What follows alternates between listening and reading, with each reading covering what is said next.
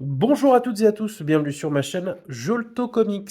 Aujourd'hui, je vais vous parler de mon top 10 comics VF 2022. À savoir que ce top rassemblera des titres qui sont sortis durant l'année 2022, qui sont tous des nouveautés, des inédits, donc il n'y aura pas de réédition.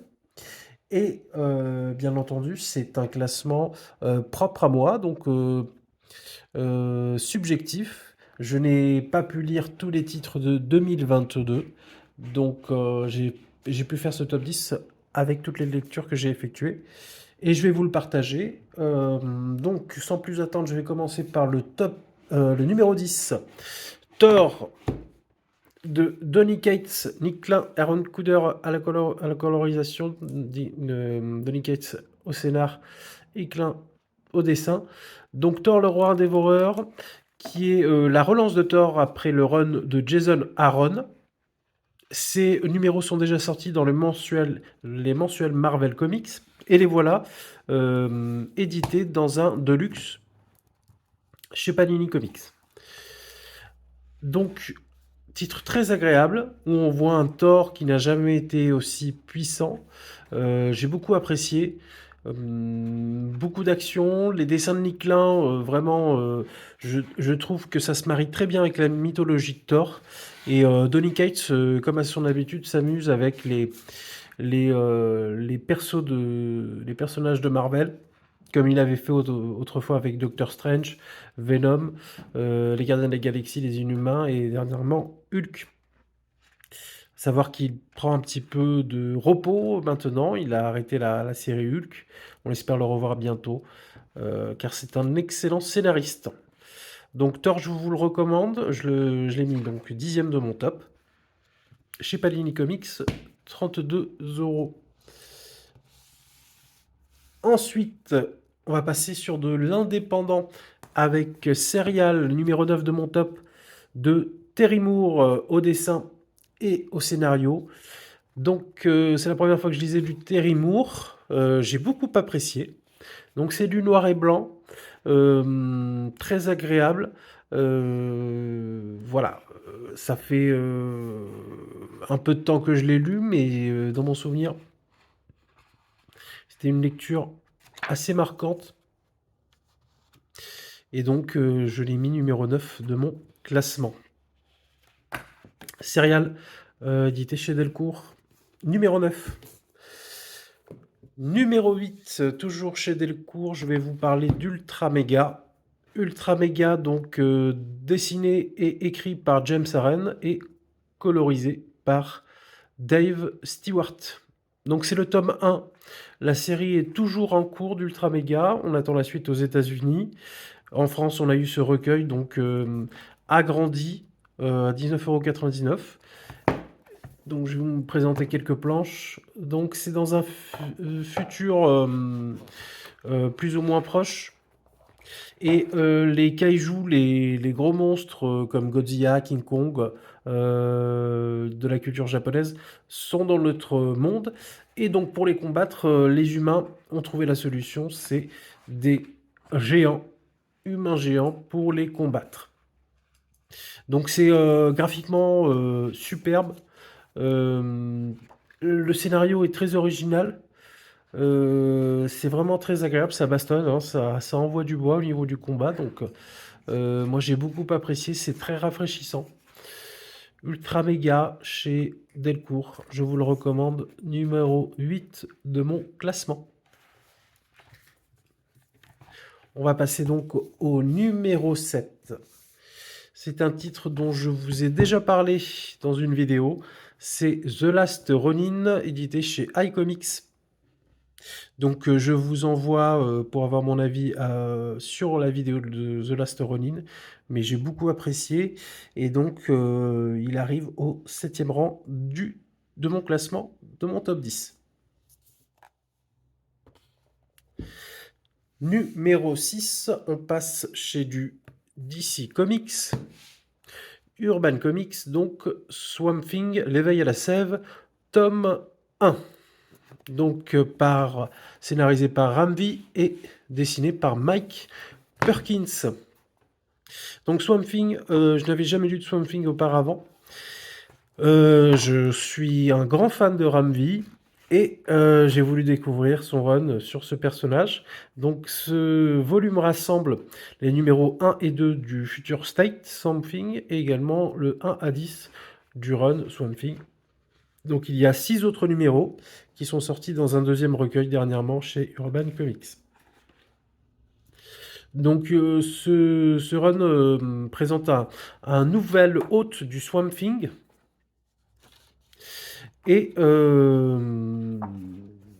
qui vit donc la découverte de la cohabitation avec Swamp Thing, ses nouveaux pouvoirs. Donc c'est dans l'univers indien, c'est un Indien qui a travaillé en Inde, donc il y a une histoire familiale et également très écologique. Donc moi j'ai beaucoup apprécié cette lecture. J'attends la lecture du tome 2 avec impatience. Ramvi vraiment très très en forme au scénario, qui met beaucoup d'informations, c'est très profond et très intéressant. Et Mike Perkins au dessin, donc nous gratifie de son talent. Et je trouve que ça se marie très bien au personnage, les dessins de Mike Perkins. Donc je vous le recommande, numéro 6 de mon classement, Swamp Thing par Ramvi. Numéro 5, on reste toujours chez DC Comics, avec Batman Catwoman, scénarisé par Tom King et dessiné par Liam Sharp, Clayman. Et également, on a un numéro spécial de la part du regretté John Paul Leon. Donc Batman Catwoman, qui est une sorte de fin alternative, fin non officielle du run de Batman par Tom King. Une fin, j'imagine, qu'il voulait effectuer pour son run. Malheureusement, il a dû arrêter avant cela. Donc Batman Catwoman, ça rassemble... voilà, c'est un gros pavé, hein. Ça rassemble à La vie à la mort qui était déjà sorti, le Batman annuel, numéro 2. Donc Batman et également les autres récits, c'est une série en 12 hein, de Batman Catwoman. Et également le numéro spécial par John Paul Leon.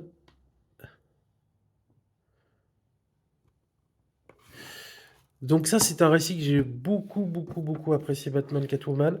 Je ne suis pas le plus grand fan du run de Tom King sur Batman Rebirth, mais la lecture de ce récit m'a donné envie de me les relire.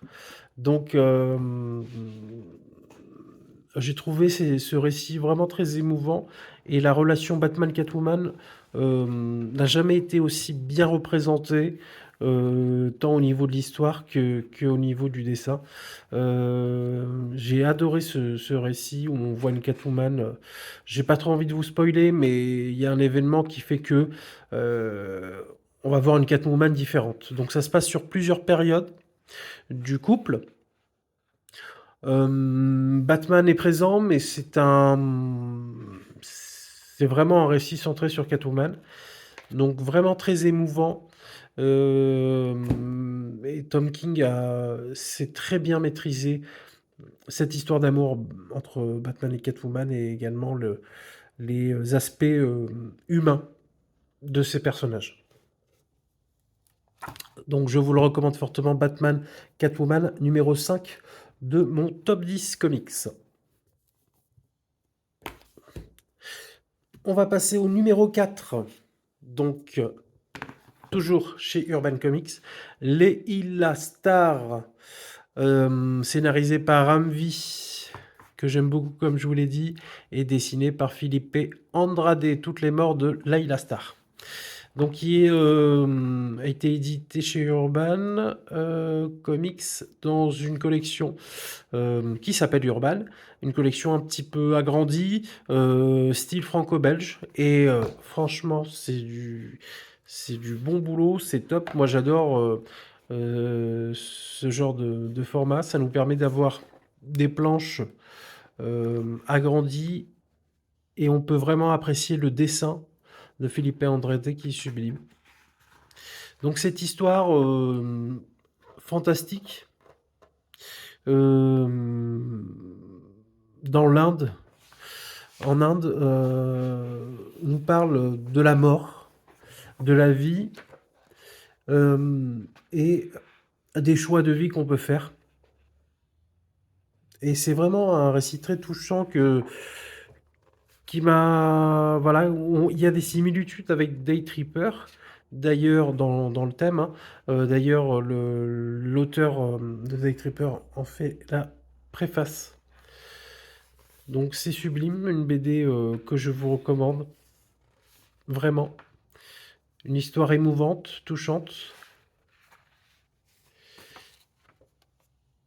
et un dessin magnifique de la part de Philippe Andrade. Toutes les morts de Layla Asta chez Urban Comics, numéro 4 de mon top. On va passer maintenant au top 3. Donc, troisième du classement, Le Labyrinthe inachevé, écrit et dessiné par Jeff Lemire, édité chez Futuropolis. Donc, récit qui parle d'un homme qui a perdu sa fille il y a quelques années. Il est architecte dans les travaux publics. Et pendant une nuit, il reçoit un coup de fil et il s'avère que c'est sa fille qui lui parle et qui lui dit de venir la chercher.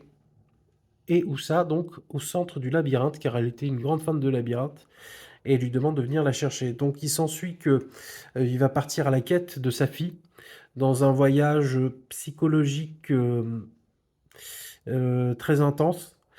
Et c'est un titre que j'ai beaucoup apprécié. Donc Jeff Lemire fait les dessins et est au scénario. C'est très touchant, très émouvant. J'ai beaucoup apprécié, beaucoup apprécié. Donc vraiment une lecture que je vous recommande. Donc on voit, il y a beaucoup de références au fil d'Ariane.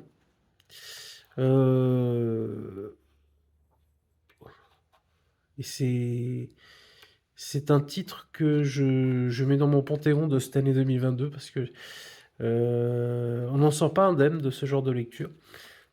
Et je vous le recommande. Le Labyrinthe inachevé, édité chez Futuropolis, avec une superbe édition. Voilà. Numéro 3 de mon top 10. On passe au deuxième.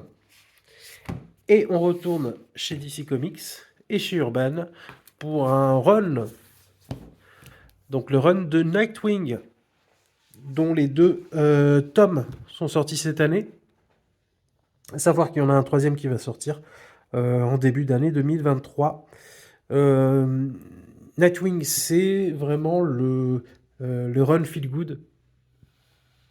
On passe des bons moments où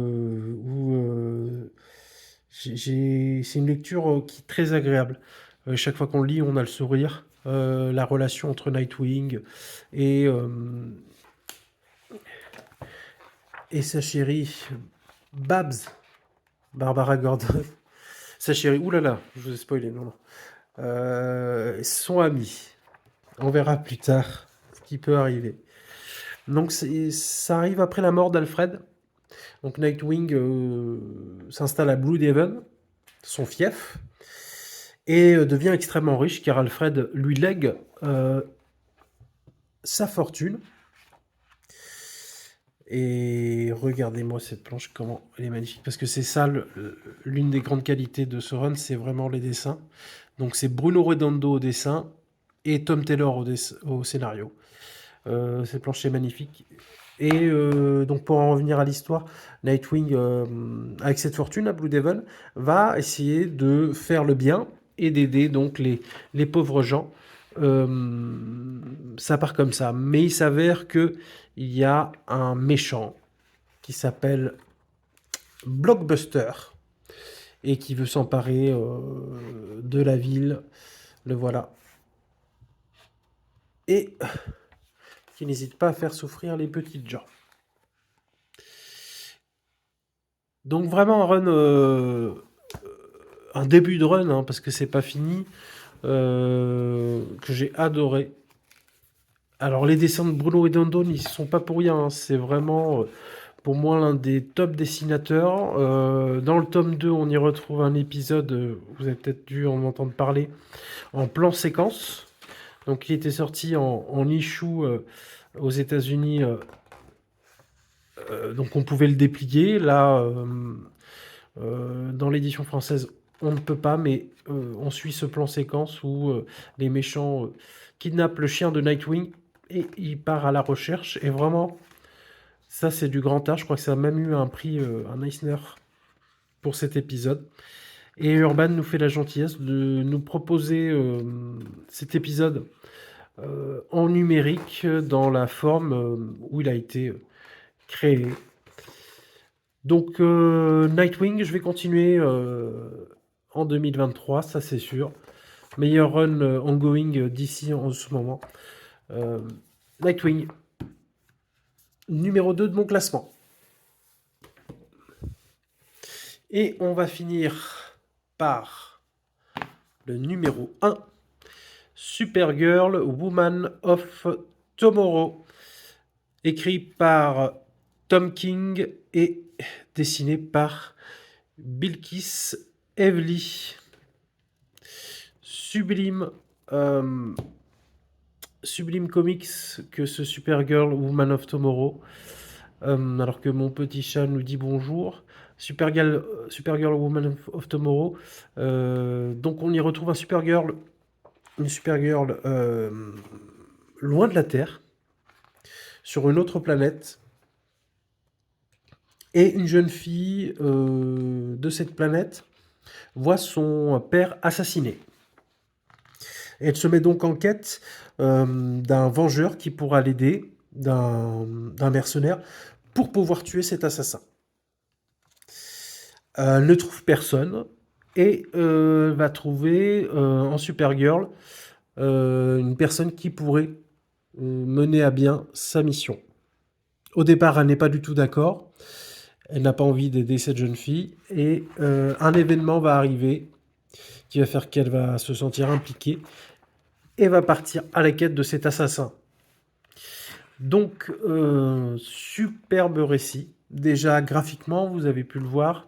Bilkis Evely, je ne connaissais pas cette dessinatrice, mais son trait est sublime. Sublimissime même. C'est magnifique. J'ai regardé les caractérisations de Supergirl et de cette jeune fille. Donc c'est une histoire de vengeance et également une histoire de rédemption et de résilience de la part de Supergirl. Il y a beaucoup de choses, c'est très fourni en idées, en profondeur. Pour moi, c'est vraiment le coup de cœur de l'année 2022. Autographiquement que scénaristiquement, Tom King est au top. Voilà, j'en ai déjà parlé avec son Batman Catwoman, mais Supergirl est un niveau au-dessus. Donc, c'est le numéro 1 de mon classement. Et si vous avez une lecture, de mon point de vue, à effectuer ces prochaines semaines, je vous invite à craquer pour ce Supergirl Woman of Tomorrow. Et voilà le top 10 terminé. Je vais conclure cette vidéo en rendant hommage donc à l'éditeur que je considère comme le meilleur actuellement dans nos contrées françaises, dans nos contrées francophones, c'est Urban Comics, qui je trouve a eu deux idées merveilleuses en cette année 2022. Tout d'abord, je vais vous parler de la collection Urban Nomade. Donc, c'est comics à petit prix, un peu plus petit que nos comics habituels. Donc ils ont fait un travail de réduction et de réduction des prix et des pages. Mais c'est très très lisible,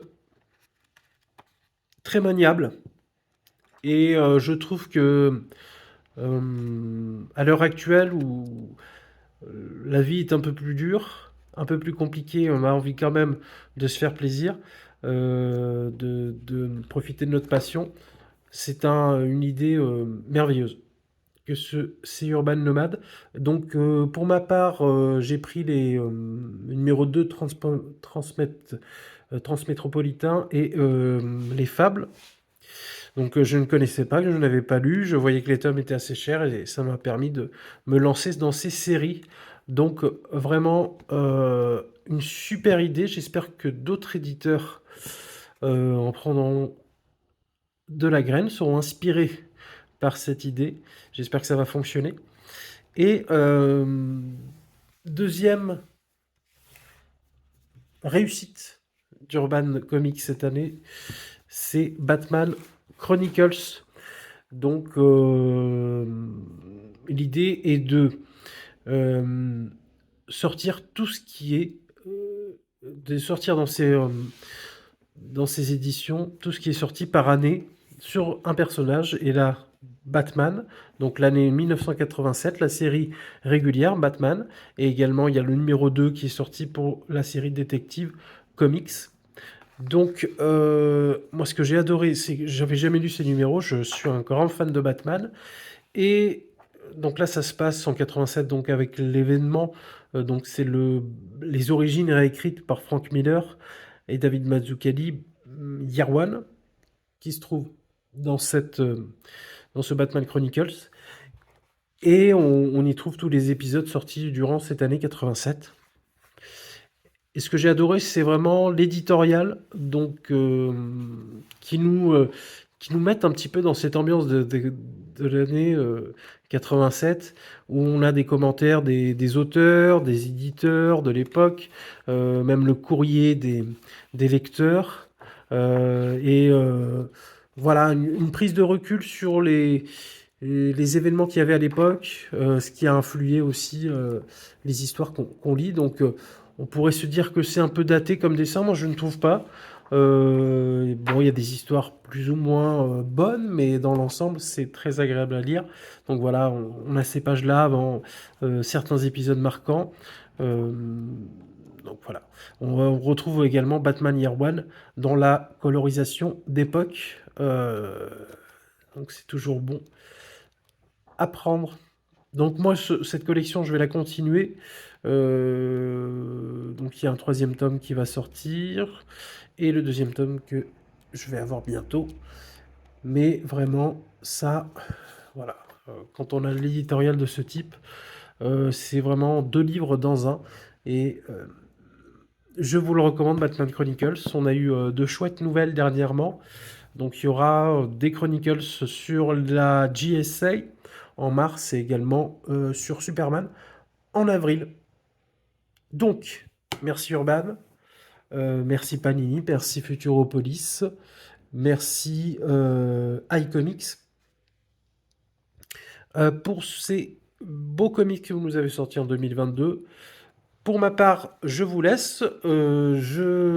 Si vous avez un top 10 perso, ou même un top 5 ou un top 3 à me partager, n'hésitez pas à le mettre dans les commentaires, ça m'intéresse. Peut-être que pour de futures lectures. Et également, n'hésitez pas à vous abonner et à mettre un petit j'aime. Et on se retrouve bientôt. Je pense qu'on se retrouvera début janvier ou fin décembre, si tout va bien, pour une vidéo achat décembre 2022. Je vous souhaite une bonne fin de journée, une bonne soirée, je ne sais pas à quel fuseau horaire vous êtes, et je vous dis à bientôt. Salut!